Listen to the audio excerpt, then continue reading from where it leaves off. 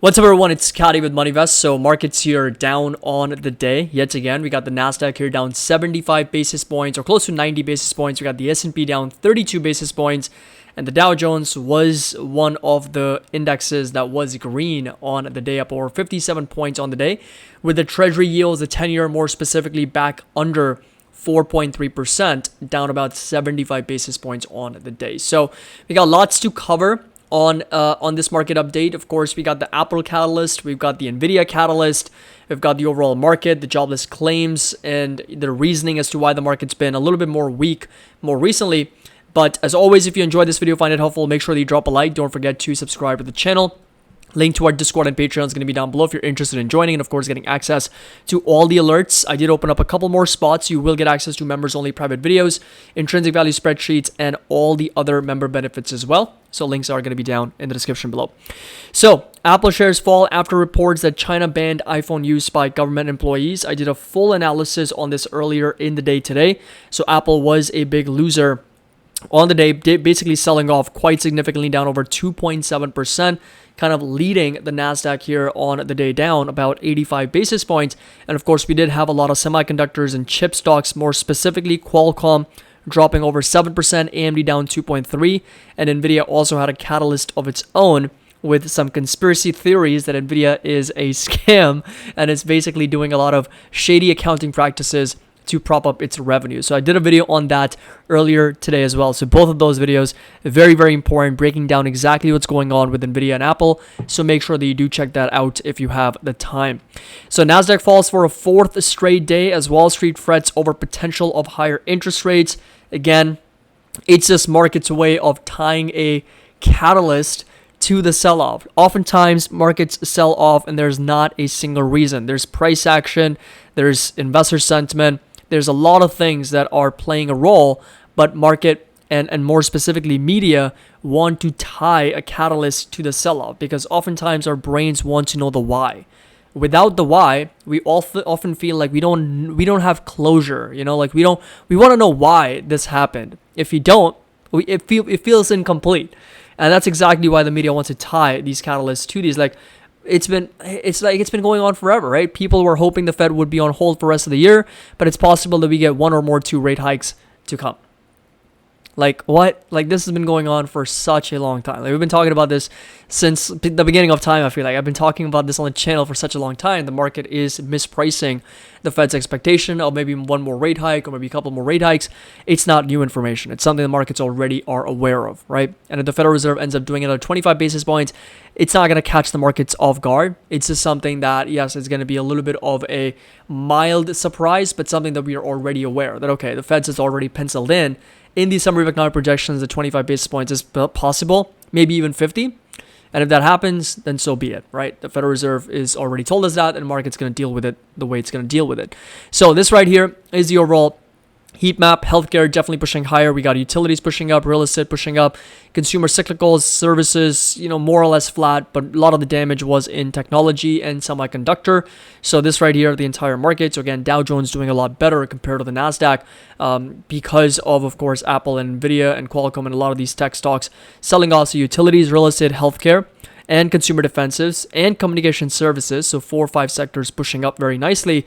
And we did have industrials, materials, and technology selling off in the last 1 week, and in the last 1 month, energy continues to be the big outperformer on the back of very, very strong energy prices. So oil prices continue to move up, and that's really what's causing energy stocks to push higher and outperform other sectors. Natural gas is higher, sugar prices, lean hog, heating oil, we got gasoline, feeder cattle, everything pushing higher, with soybean, coffee prices, rough rice, wheat, canola, cocoa prices, everything selling off. With Bitcoin here a little bit under 26,000 and Ether just over 1,600 as well. Volatility, once again, a little bit more muted, just up over 14 basis points. We were at one point trading as much as 15.5, traded back down to sub 15, and crude oil is starting to see a bit of a pullback here, but still up on the month, close to over 4.5%, close to 5%. On the week, it's up close to 1%. And right now, just once again, trading back under $87 a barrel. So we'll go ahead and turn this level back into a support for crude oil at $80, $81 a barrel. And of course, we know if crude oil continues to move higher, push up, that is going to be a bit of a problem for inflation in the months to come, because everything is driven by oil prices. Bitcoin a little bit under 26,000. So again, this is going to be that support, and right now we're mostly consolidating sideways. There's not a lot of volume, and after the big rally that we saw after the SEC lost the case against Grayscale, the gains have been lost, and right now we're just been sideways, right? We've just been consolidating at that support, and resistance for Ether is going to be 1735, and for Bitcoin, it's going to stay put roughly around 28,000. Now, coming over to the markets, right? S&P 500, so SPX, and we talked about the technical analysis and the charts in one of our other videos. So if I break down that chart here, which basically went over the overall technical trend and how we are still in the context of this lower high and lower low. So on a very short-term basis, this does seem like a lower high and a lower low pattern, which usually is the early signs of a potential trend reversal. So that is something to keep in mind, but we are still very much in the context of an uptrend. So this right here, I would still put down as a very nice uptrend, where S&P 500 and both the NASDAQ, they're both in the context of a uptrend, while also showing signs of some weakness at the moment. So the bottom line is very strong support, and critical level to watch is going to be 4,300. The moment the S&P 500 breaks down below 4,300 is when I do think there's going to be a bigger problem on our hands from a technical perspective. But until we get down there, we're still in the context of an uptrend overall. And that uptrend is going to be represented by the green lines that I just marked on the chart. So up, down, and this is the uptrend overall within which it's trading. The shorter downtrend is, again, very, very small right here. And the only way this materializes to anything further is by a breakdown below this 4,300 level, and that could really accelerate things down further to the downside. But until that happens, we've got to watch 4,300. So there's not really anything we can do except wait for the price action to play out. And of course, we got a resistance up to as much as 45.33, and the moment we break above this level, and there's going to be another level potentially over here, those two resistances of 45.30 and 4,600. The moment the S&P 500 breaks above those levels, then this short-term reversal pattern is no longer valid, and this would confirm the potential uptrend and continue to validate us to the upside, and potentially even get us to all-time highs of well over 4,800. So that's going to be the analysis. And of course, NASDAQ is no different. NASDAQ is in a very similar price action trajectory here, where we are making lower highs and lower lows in the context of a potential trend reversal inside these two yellow lines. But as you guys can see today, green candle on a red day definitely does suggest the buyers were stepping in and scooping up some deals intraday. But of course, we got a support level to watch all the way down to as low as 13,000. So this right here, very, very important level, just like 4,300 on the S&P, 13,100 is on the NASDAQ. And of course, if you do see a sell-off all the way down to that level, it's all going to come down to the bulls, whether we hold up that level or break down. If you break down, then there is potential for a trend reversal. Not even a potential. It is going to materialize as a trend reversal, and there could be some more accelerated selling pressure from a technical perspective. But of course, if these resistance levels get broken again, then we are on our way back to higher highs and higher lows in the context of this overall uptrend, and we're going to continue to make a move and a target all the way up to all-time highs. So that's where we are. And right now, like I said, overall context is uptrend with a very short-term down, lower highs and lower lows in a downtrend, and there is possibility for a trend reversal because we did print a lower high, we did print a lower low, but the question then remains which way the market's going to break towards, right? Whether we're going to break down below our previous low and make a new lower low, or we're going to break out to the upside and make a new higher high. And that's what's really going to dictate the rest of the trend, in my opinion, for the remainder of this year. So it's a waiting game, and I'm going to be patiently waiting to see which direction the market moves towards so that we can plan our trades, we can plan our options, and of course, a lot of our dollar cost averaging strategies. So talking about Apple here, and Apple also getting bought up from that support. Not a surprise, 175, 176. Lots of buyers sitting at those levels, and we are once again inside this green rectangle. Red day, but a green candle, once again suggesting buyers stepping in for Apple. We've got a little bit of a smaller gap here. And I also mentioned in my Apple video that this does seem a bit of an overreaction because the overall hit to revenue is not going to be that substantial unless things start to accelerate for the worse. And China decides, they need to kind of enroll this program or this ban of iPhones across the board for a lot of their government agencies and state firms, that's when things get a little bit more troublesome. But nonetheless, I mean, this is a very small revenue hit for the company. For Apple, like the size of Apple is pretty significant, $450 billion revenues. So just about 3% down, getting bought up at 175, 176. We're still in the context of this lower high, so we did still print a lower high here for Apple. So it is showing signs of weakness, something to keep in mind for the company moving forward. Talking about Amazon getting bought up really, really nicely, up almost 2% from this higher low. So this continues to get validated as a very nice support here. Resistance is going to stay put all the way up to 146, 147. So we've already talked about this. And this right here is going to be that horizontal resistance in line with its previous high from August of 2022. So that's going to be that level to watch. And I'm going to be getting ready to dollar cost average here very soon. I'm just waiting for a potential breakdown. 126 would be very nice. And again, I don't want to overpay. Right now, I mean, my intrinsic value is sub $100. It's about 40% expensive, more expensive than where my fair value is. So I'm not very keen on dollar cost averaging here, but 126 would be still somewhat reasonable for Amazon. Tesla, on the other hand, also, once again, just going higher. So red day, but a green candle does suggest buyers stepping in. So it's been consolidating sideways once again, similar to what it was doing last week of August, and support level continues to get validated at 240, right?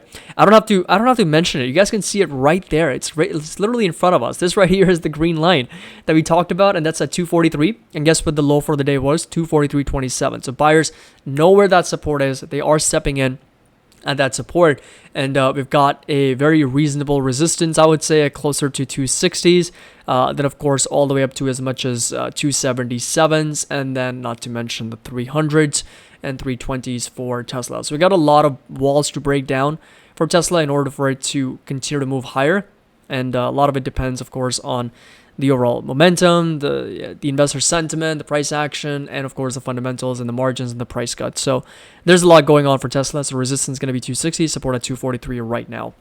Talking about NVIDIA platforms, NVIDIA stock, NVIDIA Corporation. NVIDIA support is going to be at $401. You see, when I do these videos, it's past midnight here. My brain's just already asleep. That's what happens. Like my mind is already asleep, and I'm talking about NVIDIA platforms. It should be Meta Platforms and NVIDIA Corporation. So see, I started to mix up names of companies and ticker symbols, right? So you're really just getting a video from Sleepy Caddy here, like at past midnight. So I wouldn't trust my analysis. $401 is going to be that support for NVIDIA. I've already done a video earlier, so make sure that you do check that out. We go over that conspiracy theory and that fraud of what NVIDIA is being talked about with its shady accounting practices. I break that down and kind of share my 2 cents. But resistance going to be all the way to 522, so it's the higher high. And right now we're still in this negative divergence sort of level where the stock price itself continues to make higher highs and the RSI is making lower highs. So I'm going to be cautious. I'm obviously not buying NVIDIA. I don't own NVIDIA at these levels, but support level is going to stay put down to $401. Of course, we got a massive gap to fill for NVIDIA, which I do believe eventually it's not a question of if, it's a question of when NVIDIA comes down there.